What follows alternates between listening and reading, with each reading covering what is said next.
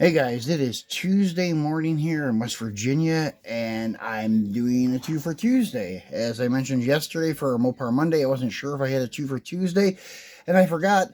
And this is ironic. Last Tuesday, I picked up a stack of 2 for Tuesday cars from Ollie's. I stopped by my Ollie's in a nearby town, and they had some good releases this time. I don't know if you remember my video I did on the Project in Progress El Camino, but I told you that was the only good one I could find. Still yet did not find any White Lightnings, but I didn't care. They had some really cool castings there. I picked up, I think, 3 or 4 different sets of A and B releases of some cars. So I have some like early 90s Z28s, mid 90s WS6 Trans Ams, the 78 Monte Carlo, and these Roadrunner Volares to unbox for you. So I figured I would keep up with our Mopar theme of the week. Since we started with Mopar Monday, we'll do a Mopar 2 for Tuesday. So this is from their Johnny Lightning used cars. Okay. Signify used to be a thing back in the 80s and 70s and stuff, the OK used cars and such. And this is very cool casting. Used to hate these cars in my 20s, and I really started to like them in my, I don't know, maybe mid-30s when I started going to the Mopar Nats and seeing these cars fully restored, and seeing that these were like the affordable Mopars compared to like maybe an E-body or B-body, and even the early A-bodies and stuff. They're starting to get pricey. The 71, 72 Demons and the 70 to 72 Dusters. So these are the next best thing. And they do look pretty cool. They still had like this one here in the high-packed Hemi Orange. They call Spitfire Orange, but it was like a Hemi Orange. And it still had some cool wheels, based on like the Magnum 500 wheels, and some cool add-on like body parts, such as the like ducktail style wing, and then the side quarter glass louvers. And I believe you can get rear window louvers, and you can get the dual snorkel scoop on it and stuff. So they had some pretty cool like body options you get to make these things look pretty good.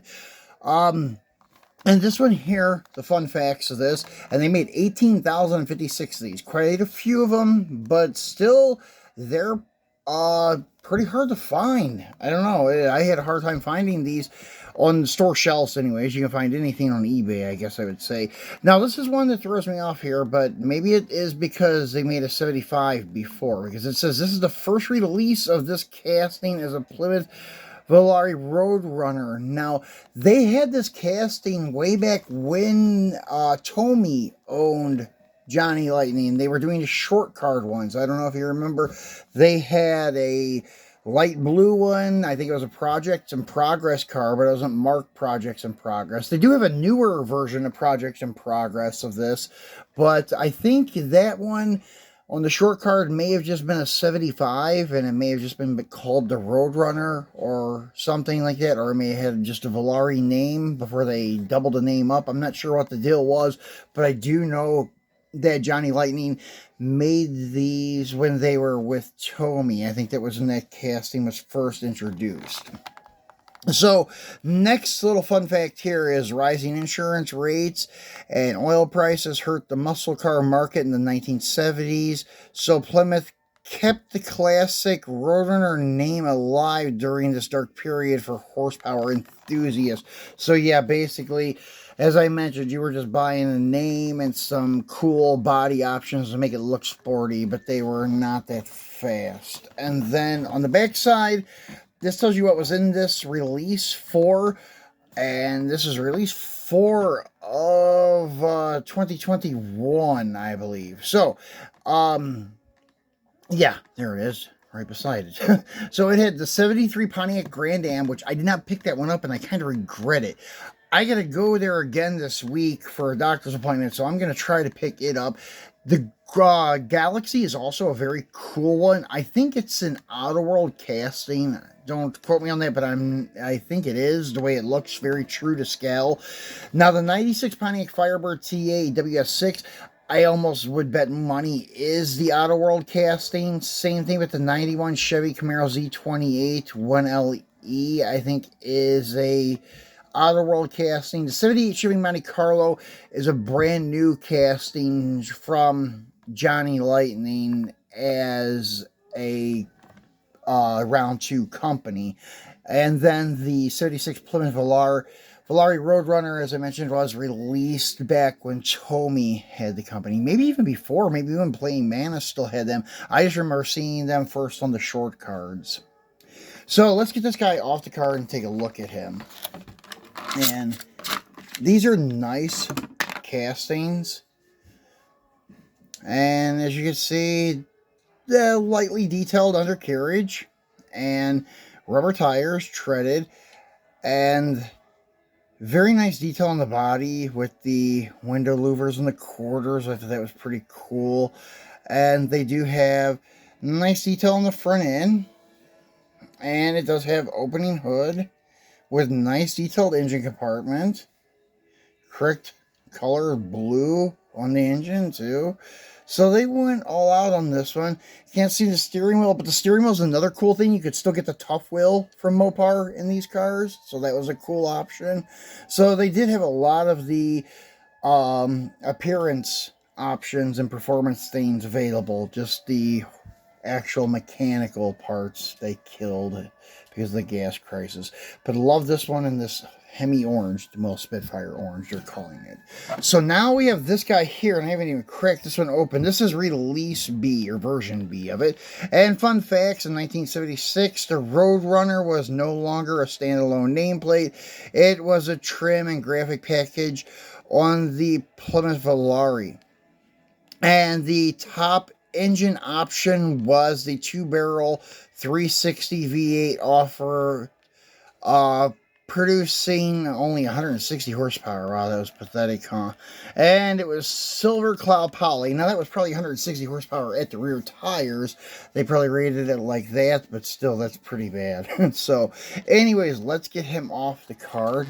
And as I said, I haven't opened this one out yet, but if you're, like, easy with them, these cards from Auto World and Johnny Lightning, they have a tendency to open fairly nice and tear very good. They don't really tear the paper behind them. It's like the glue just tears right on where it's sealed. So if you want to try to save your packages, you can. I do sometimes because I like hanging them up, especially at the card art's really nice. These ones, card art's not that great, but I do like the used OK cars, and it looks cool, and you get a whole wall full of them. So that may be a thing I'll do in the future if I get enough of them. And as I said, right now I think I got 3 more sets of versions A's and B's to open for you guys, and maybe more. I may pick up the Grand Ams tomorrow if possible. So as you can see, the silver with the maroon interior, very era correct. Looks really good. And this one, you can see the gas cap a little bit better on this one than you can on the orange one. So yeah, the silver highlights some of the but some of the details. The marker lights are more visible and such. Tail lights and such. That was another thing I forgot to point out on the orange one. They did a very nice job on the tail light panels. Such very cool looking car.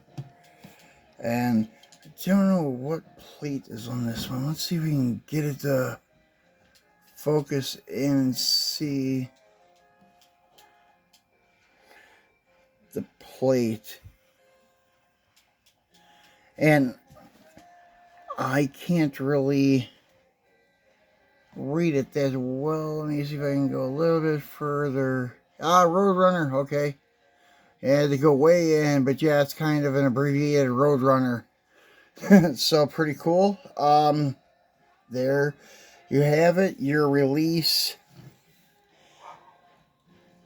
Well, version A and B from 2021. And these were at my Ollie's. They may be at an Ollie's near you, so good luck. These are cool, forgotten Mopars from the mid-70s. So Really glad to have a set of these in my collection of Mopars. So go over there near Mr. Norm's after this video. So thanks for watching, guys. We'll be back again later this week for a Free It Friday. Maybe something on Thursday, but I'm not sure. Have to see how this week goes, but definitely try to be back for our Free It Friday. So thanks for watching and enjoy the rest of your week.